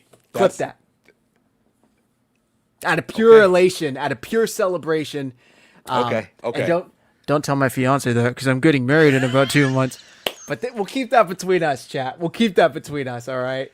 So we'll have to do we'll have to go through and look at all the people that were in the chat and then put their names on a wheel or something and spin it and see who gets it. So We'll figure something out. But I promise you guys, we used to do giveaways all the time. It's just been a while. But we have to do something to celebrate. Everybody picked the Eagles last week. Everybody's picking Seattle this week. Let's take care of business in Seattle Saturday night and come back here and celebrate. okay. Mike, let the folks know where to find some premium 49ers content. You guys already know where it is, man. Patreon.com/NB9ERS. Get your asses over there. Don't be the last one to subscribe, man. $5 tier and up get you the game. Actually, for the postseason, I think I actually only did it for the $1 tier because it's on national television for the most part, right? Is this game national? This isn't like an Amazon or Netflix type it's shit, Fox. right? Okay. Yeah, Fox. So Burkhardt yeah, so and you Brady. guys. Yeah, so you come for the commentary. You come for the delay, right? Our only rule is no spoilers. That's it. Keep the spoilers out of the chat, and we're good to go. So you guys come on down, man. Patreon.com/NB9ERS. That's it. That's all That's I right, got for you guys. guys. Go subscribe. You don't want to miss it. And regardless of what happens Saturday, the season is slowly but surely coming to an end. Quickly, I should say, quickly coming to an end. We have about a month left, actually. I think exactly about a month until, unfortunately, the dark period begins. But it is not dark for you guys because we'll be bringing you content multiple times a week, at least once a week. But we try and give you guys shows leading into free agency, the draft, OTAs, training camp, preseason. So you won't miss a single thing 49ers related. Subscribe to the channel. We appreciate all you guys. We even appreciate you Seahawks fans that are in here. You guys took the time out of your night to come listen to our dumbasses talk. So Thank you guys for tuning in. Hit like, hit subscribe. We appreciate you guys rocking with us. Mike, could you do us the honors and carry us out? Yeah, man. Matt already gave his, so I won't speak on behalf of Matt. But this was a lot of fun, and this is going to be an interesting game, man. It's been a hell of a season, and hopefully the train does not stop here. But either way, we're going to be coming to you guys live afterwards. We just want everybody to strap in, man. I always tell you guys, prepare for glory, but anticipate pain, man. I don't think there's been a single win that hasn't come with some sort of loss this entire season. So, and it's going to continue. We won last week. We lose George Kittle, right? Like, that's just been the way of the Niners, but we are built for this. There is no team in the entire NFL with more tested depth than what the 49ers have. And I can honestly say that everybody on this roster is ready for this moment. Everybody. Next man up mentality is gone a long time ago. We are the next man up. We are the reserve. So, guys, stay tuned. Stay locked in. If you're watching on Nothing But Niners, make sure you guys subscribe to my guys over here at 49ers Hive as well. Show love to both channels. Please, please, please. We really appreciate it. All right. And that's going to do it for Zach and for myself. We appreciate you guys. And as always, go Niners.